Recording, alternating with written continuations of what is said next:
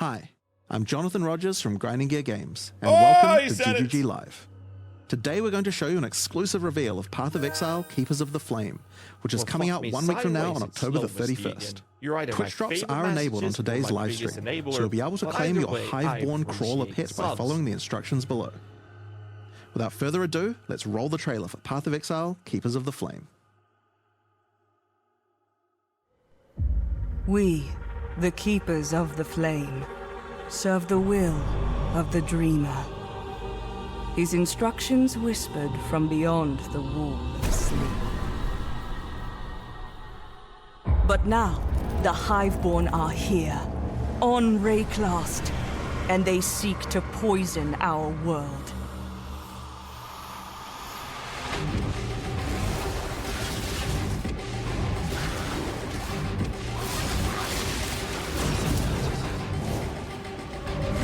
We must close their breaches, destroy their hives, slay their breach lords.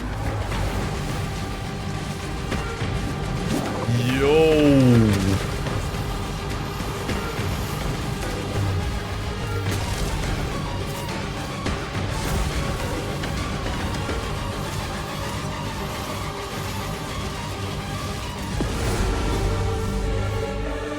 And by his gifts, the Dreamer provides. They brought this war to our world, but we shall end it. You know what I see? Whatever I see new Spectre takes. minions.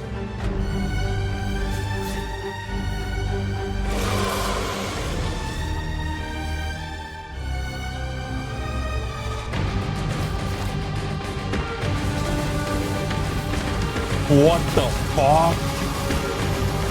New skills and supports, there you go. Bloodline classes.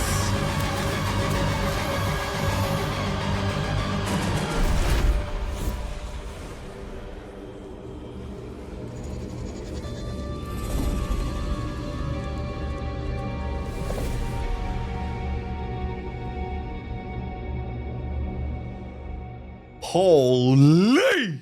Okay. As you can see, this expansion is a true sequel to the Breach League, first introduced to the game in 2016. We felt like it was time to progress the story of Breach, bringing with it a slew of new updates to the base game. In today's stream, we'll take you on a deep dive into Path of Exile, Keepers of the Flame, beginning with the League mechanic, covering all the fearsome challenges it presents, Wait, no and the patch new notes? twisted ways you'll be able to empower your character. After that, we'll dive into the new ascendancy options possible with Bloodline classes. Then we'll cover the much anticipated 10 Asynchronous trade classes. system coming to Path of Exile 1. 10. Afterwards, move into the new Uber Pinnacle bosses, how to access them, and some new drops worthy of the added difficulty. Finally, we'll cover some notable quality of life improvements before moving on to our supporter packs and challenge rewards. We'll then Patch have a notes? live Q&A session where Ziggy D will ask Path of Exile's game Followed directors by Mark and patch myself notes? your questions from Twitch chat. And after the live stream, we'll drop the full patch notes There you at go. 11 AM New Zealand time or 3 PM Pacific. So let's get started. I'll hand things over to Mark to introduce the new league. Hi, I'm Mark Roberts, Game Director on Path of Exile. Breach is a beloved league that has had an iconic history in PoE. We intend to honour that legacy with our first ever sequel league, Keepers of the Flame. This develops every aspect of Breach, adding new layers to discover, richer lore, scarier bosses, and entirely new mechanics. That said, this is still Breach, so you will still be opening breaches and slaying hordes of otherworldly monsters. The Breach Lords have found the means to stabilize And the connection Spectre, between yeah. their realm and Rayclast. Now, with their grip tightening, we learn their true goal in our world, conquest. The threat they pose has now escalated to home soil. On the coast in Act 1, you'll encounter Aelith, the founder of the Keepers of the Flame. This is a monastic order sworn to defend Rayclast from the Breach Lords. The exit to the Mudflats has been barricaded by Hive-born, Breach monsters that are working to claim every inch of Rayclast. Aelith can grant you a small spark of the power of the Flame, allowing you to blast away their barricade and move onwards. Okay. Once you enter the Mudflats, you'll find it infested with Breach monsters. They appear to be constructing a kind of more hive, roas. creating strange shapes and structures that absolutely don't belong. Time to purge them with fire. Aelith needs you to protect her as she empowers the flame to do so. Hold off the assault long enough, and she'll be able to demolish the hive with cleansing flame. In other areas, the gap between worlds is strained. Here, you'll find a more familiar encounter with a new twist. A massive breach hand sunders the space between dimensions, and touching it will open an unstable breach, causing monsters to flood in. If you can slaughter them quickly enough, you can stabilize the breach. This brazen action can draw the attention of Vroon, Marshal of Zesht, who will do everything it can to stop you. Defeating this boss will permanently seal the breach, severing another connection between the Breachlord's world and Rayclast. These stabilized breaches are similar to what a breach once was, Poison with Blade upgraded Vortex monsters, build, by the a way. success condition to shoot for, UI tracking to keep the player informed of their progress through the encounter, and satisfying feedback when you do manage to complete the encounter. I used to race with that We've shit many taken years all ago. the lessons we've learned since the release of Breach 9 years ago and improved upon it in every way we can. However, much of the joy of Breach came from its simplicity. While we want to modernize the mechanic, we don't want to undermine the core experience. You're still mostly just slaughtering hordes of enemies in a circle. Finally, in endgame areas you might run into Reapers, breach by the way, constructions that yes. have been left unopposed for too long and have grown into their full twisted glory. Breach hives. Towering flesh-crafted cities in the sky. These are the visions of the Breachlords made real in Rayclast, teeming with breach monsters. You must raid and destroy these cities with the help of Aelith and her flame. In some of these hives, you may even encounter some of the Breachlords themselves, who will not be happy you're intruding on their planned conquest. Now, let's talk loot. Of course, being in exile is hard work, and you're unlikely to help entirely out of the goodness of your heart. Fortunately, Aelith has power and rewards aplenty, born of the Breach Realm itself, to offer you for your assistance. Help her, and she'll bring you to the Monastery of the Keepers, the hallowed halls of her order. Here, you'll find the Genesis Tree, the growing heart of the Keeper's power. On interacting with it, you'll find that this tree has a tree. That's right, it couldn't be Path of Exile unless the tree also had a tree. More importantly, the Genesis Tree is an engine of unholy creation, and a profitable one. As you complete breach encounters and work more with Aelith, you'll be able to grow the Genesis Tree larger and larger, sprouting additional limbs. Each of these limbs, you'll notice, has their own inventories. These can be used for an unusual method of crafting new items. With this system, you'll be able to grow currency, uniques, equipment, and a new kind of otherworldly item, grafts. Grafts are breach hands grown directly from the Genesis Tree, born of the same flesh and sinew as the invading monsters. These fuse directly to your body, in a completely safe process. Don't worry about it. With grafts, you can harness the power of the breach. Some provide passive benefits like this, or this, but they can also grant a wide selection of powerful skills. These graft skills can provide a flexible way to fill gaps in your build, offering everything from damage to potent defensive buffs and crowd control. What the fuck? For example, the Battering All graft will call massive arms to erupt from the earth, stunning all those they hit. For some additional pack clearing power, you could consider the Squalling Tool graft. When commanded, this graft will cast Dance in the White, creating a deadly ice tornado which aggressively seeks enemies and fires off bursts of ricocheting projectiles when you critically strike with skills. For some further utility and a useful buff, try out the Storming Esh graft. This can be commanded to call down a ring of bolts from the sky that will leave behind the new radiant ground. Radiant Ground grants a potent damage buff to allies standing within it and makes their hit damage lucky. If you're simply after raw damage, look no further than the Erupting Zothgraft, which causes massive eruptions of fire where you command, which then re-erupt when you Warcry. There are a total of 16 different graft types you can grow, each with their own skill. They're showing Reapers an awful lot right now. You can even unlock a second graft slot as you progress through Aelith's questline. So feel free to mix and match Flesh Zone horrors to your heart's content. Now, grafts aren't just here to make you stronger. They are also your means of feeding the Genesis tree, which needs constant supplies of graft blood to grow anything useful. You can do this by defeating breach monsters, which will leave behind blood that your graft will automatically collect. Okay. When you feed this blood to the tree, your allocated passives will be put to work. This section of the Genesis tree can be used to grow new grafts for you, which the Genesis tree will then birth in a gruesome display.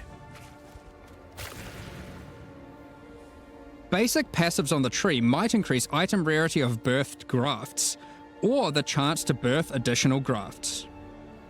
Okay. These passives can target specific types of grafts, and this passive causes grafts to be birthed with a random amount of quality. Quality improves the amount of blood that can be stored by your grafts. This section of the Genesis tree births currency items. Basic passives can result in more or better currency. Allocate this passive to sometimes cause a shower of currency to burst forth from the flesh of the tree. Are we going to see some dibs now? It's a bit gross, but working with the organic matter of a bunch of dead otherworldly creatures was never going to be a clean affair. Foul-born orb of augmentation? Grafts themselves are born of a different world, so are unmodifiable by most currencies. However, with this passive, the Genesis tree can occasionally grow fleshy mockeries of currency orbs. These function like augmentation orbs, regal orbs, or exalted orbs, but they work on your grafts instead of normal gear. Yep, it's graft crafting. Allocating this passive can result in foul-born currencies. This foul-born exalted orb, for instance, behaves as a normal exalted orb, except it guarantees a higher tier modifier. By locking out a large portion of the lower rolls, a normal exalted orb would be able to hit. Okay. The largest section of the Genesis tree is used to grow rare equipment items. For these, you have a lot of agency to influence the type and modifiers on your grown item. For example, you can specifically target boots with a dexterity requirement, with an increased chance for speed modifiers, and reduced chance for cold modifiers. Or maybe you'd prefer to look for a two-handed axe with increased chance for physical modifiers. This section of the tree is for growing unique items. Similar to the equipment section, there are passives that let you target growing specific types of uniques or rarer uniques. The process of growth is not always a perfect one, however, and can result in some defects. This passive can result in birth uniques becoming foul-born, which mutates one of the existing modifiers on the item into a new one, resulting in some interesting new ways to use that unique. For example, this foul-born quill rain no longer has increased projectile speed, but instead has increased area of effect. Another foul-born quill rain could replace the mana gained on hit with the much more powerful modifier where insufficient mana doesn't prevent your bow attacks. Here are some other examples. This passive even gives a rare chance for foul-born uniques to have multiple different modifiers mutated. I'm sure you'll come up with some extremely powerful uses for these. Okay. We'll leave it up to you to discover what this mysterious part of the Genesis tree can grow. So, ultimately, you'll be slaying masses of breach monsters, harvesting blood with the aid of your grafts, feeding that to the Genesis tree, growing some items and better grafts, and back again to the slaughter. This is looking at hell As of with all our juicy so challenge far. leagues, this league will come with a set of 40 challenges to pursue, and completing them will award you with the Keeper of the Flame armor set, allowing you to truly embrace becoming a monk and worshipping the Dreamer. Now, graft skills won't be the only new tools to play with. In 327, we're also adding a collection of new skill and support gems. Let's go over them now. Kinetic Rain is a new wand attack which covers the ground in unstable kinetic energy. These hazards collapse at the slightest touch, releasing their energies into any unfortunate soul who happens to be standing on them. With enough projectiles and area of effect, an enterprising exile could carpet the world in dangerous kinetic force. Wall of Force creates a barrier of kinetic power, causing allied projectiles to ricochet towards targets automatically. Drop one behind a boss and redirect the bolts of your armies. I'm sure you'll find ways to break this one. Huh. Conflagration is a new bow attack which rains down fiery bolts from above that stick into the ground and pulse as you approach. Once you get close enough, these bolts detonate, causing ravaging ignites. These bolts chain react, allowing you to create fields of incendiary destruction. Oh, that's pretty Thunderstorm is a bow attack, which creates a whirling storm of wind and lightning where it lands.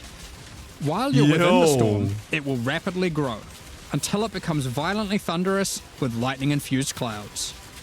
This At one's this dope point, as fuck. leaving the storm will cause it to detonate, dealing damage to everything within and releasing a flurry of tornadoes in all directions. Attacking with Kinetic Fusillade will create hovering orbs of energy. These linger for a few moments above you, before zipping off to nearby targets, chaining between them, then detonating. Living Lightning support will bring to life living sparks of energy, elemental minions that zap through packs of enemies with speed and ease. Use these alongside your spellcasting to augment your pack clearing abilities, or find whatever means possible to cover the world in living sparks of ruin. Windburst support unleashes chaotic tornadoes as you attack, which ricochet around wildly and quickly. These deal moderate damage as they travel, but will explode into a highly damaging burst when they expire. So it's a choice between scaling their duration up to get better coverage, or down to access the burst more quickly.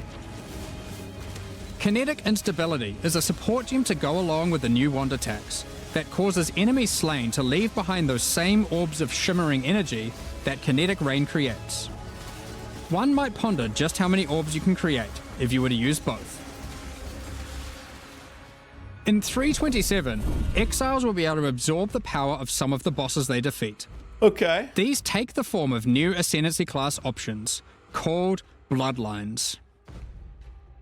Bloodline classes are a new means of character customization in the endgame. They are secondary Ascendancy classes that are unlocked by defeating specific endgame bosses. They are allocated with your normal Ascendancy points, and you'll have to choose how many of your points go into the original Ascendancy and how many into your Bloodline class. Oh, shit. This means there is a nigh limitless ability to mix and match here, as you could choose to invest just a couple points into your Bloodline, or max it out, and you could take any Bloodline with any base Ascendancy class that you see fit. Guardian Summoner. To unlock your Bloodline, hunt down the endgame boss whose power you desire, and defeat them.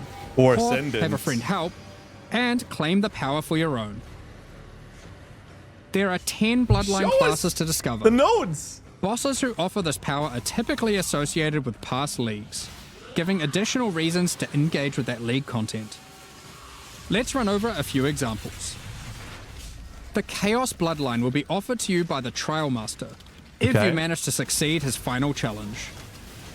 With his blessing, you can greatly augment your Val skills in different ways. Priest of Yalmak lets you use Val skills much more often, while Priest of Kopek makes it harder to build up Val skills, but makes them far more powerful.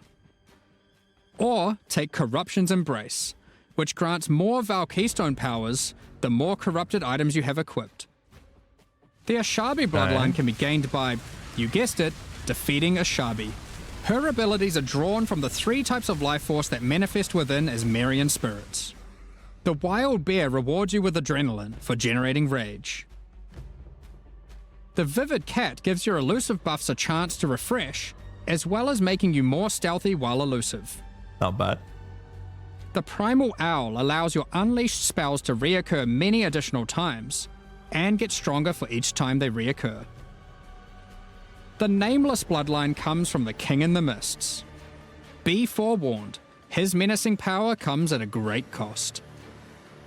With the Unseen Hand, you can equip a third ring, but you'll have to decide if that comes at the expense of having no amulet, no belt, or no flasks.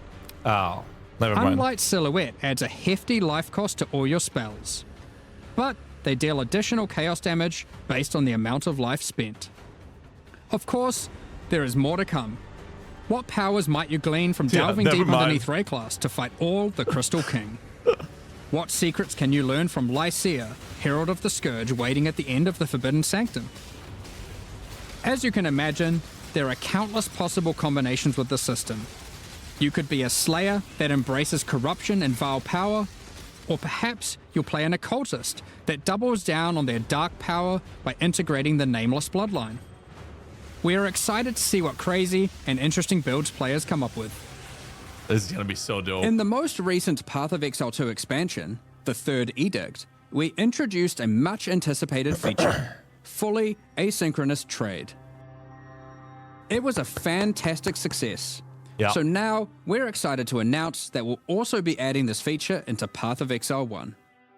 When you reach Act 6, you'll be able to find Faustus in Lion Eye's Watch. Claps to the channel. Previously, he just operated the currency exchange. Claps to the channel. He will also act as a steward for your merchants tabs.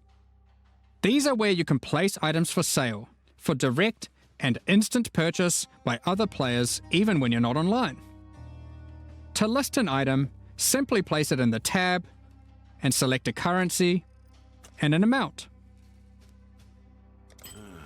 I'll let you know. Once listed, other players will be able to find the item by searching for it via the trade website or the new in-game market search. To purchase something for yourself, it's as easy as hitting this button, which will teleport you to the seller's hideout, where you can view their merchants tabs, buy the item, and also view the rest of their wares in case something else catches your eye. Every purchase costs a small fee of gold, as Faustus takes his cut.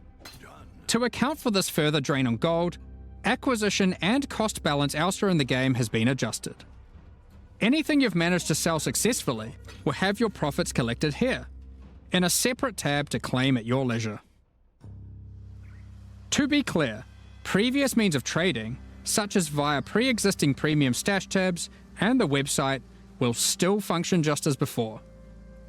Merchants tabs, and the asynchronous trading that comes with them, are an entirely additive feature on top of the already existing methods to trade.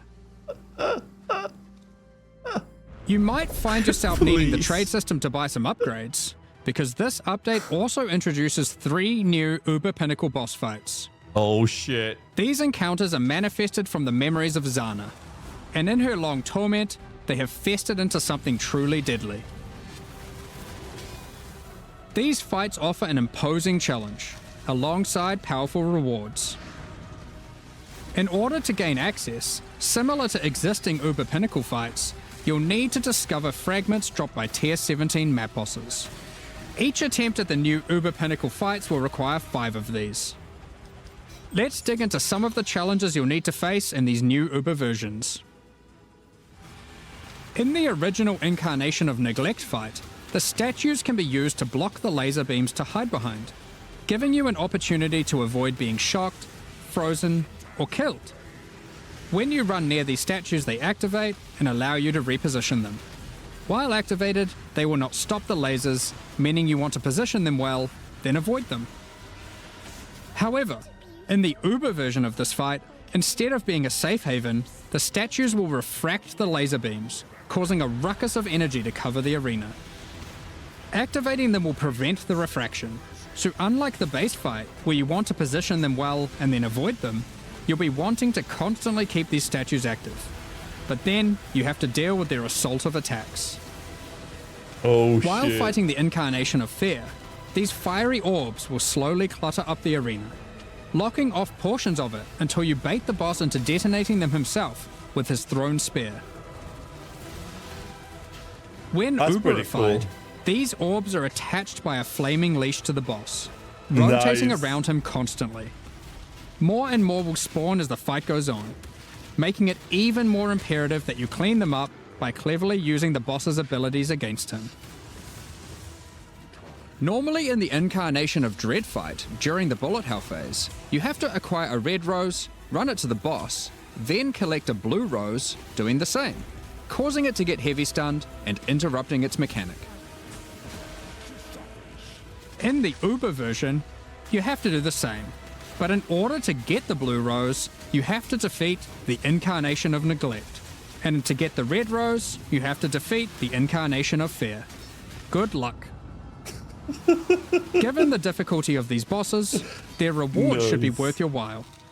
Let's take a look at some. From the Uber Incarnation of Neglect fight, we have Bitter Instinct, a spiky shield that turns retaliatory strikes into preemptive ones, making it just a matter of time before the long arm of justice crushes your foes. Alternatively, you might find Festering Resentment, a poisoned blade with an unending supply of toxins built into the hilt. These toxins are put to good use, causing every spell you trigger to be capable of poisoning with all damage it deals, enabling a truly crazy trigger-centric poison ruckus. I like this. This is really cool. And from the Uber Incarnation of Dread, the Hallowed Monarch, a counterpart to the Dark Monarch, which focuses more heavily on investing into one or a few minions, rather than growing your hordes to massive proportions. Is this why they were Storm showcasing Rayclast, Reapers? with your chosen few at your side, stealing power from your enemies as you go. That's sold on it. We've got a number of quality of life changes to bring to 327 as well. Many of which you may have seen already in some of our pre-livestream teasers, but for those who haven't, Heist is a mechanic which has long frustrated some players who may otherwise have been interested in the rewards it has to offer, but have no desire to grind through the early progress of finding and running low-level contracts to get all of the rogues to their maximum level. Well, starting in 327, Heist rogues will automatically begin at maximum level, so you can start your dubious criminal career without all the busy work. Points invested into your Atlas passive tree will now be refundable with gold. Yep. Just speak to Kerak to do so. And the refund all button. For players who love jumping between strategies, there's also an option to instantly refund your entire tree, which of course can now also be done with your regular passive tree as well. Now you can make all your decisions with no regrets. Well, maybe some regrets. You no longer need to purchase bestiary orbs. You can now itemize beasts for free directly from your bestiary. From late Act 1, you can now mass identify your items at an NPC in every town, and from Helena in your hideout. This does not require Scrolls of Wisdom at all. While using an Alteration Orb, you can now hold Alt to swap to using an Augmentation Orb, if one is available. I love that. Opening a Blight Chest will now open all other Blight Chests near it. Rogue's disenchanting services can now be accessed from towns and hideouts. 746 Kerak million missions gold. now have a handy icon to show at a glance what kind of mission they are. This is so good. Holding down Control and right-clicking on stacked decks will now continuously open them to your inventory, notifying you in chat what the outcome is. If you still want to open them direct to the ground, to let your loot filter provide a dose of dopamine, you can still do that too by also holding Shift. I like that. Val Orbs can be used on monsters encased in essences, to the same effect that Remnants of Corruption have. These changes, man. When multiple skill gems are ready to level at the same time, you'll now be able to click this button to level them all up at once. Thank fuck, dude. The tech is here. Next up, we're going to be talking about our new League supporter packs. So spoiled, yeah. Today, we're launching 2 new series of supporter packs. The Champion of Theopolis and the Verdant Magus packs. Each tier contains the pack's full face value and points, you don't have to show me more. Oh my god, look at that portal. Exclusive microtransactions. Oh, minus. As always, the microtransactions in these packs are purely cosmetic and do not affect your character's power or progression in any way. The Champion of Theopolis series of supporter packs contains 6 exclusive microtransactions. That's ugly as fuck. Manifest a Champion's Ferocity, as the Lion's Might unique finisher effect rips your enemies to shreds. Just ugly. Just Open ugly. the Champion of Theopolis portal to end your crusade through maps in the style expected of a true victor of the arena. That's ugly.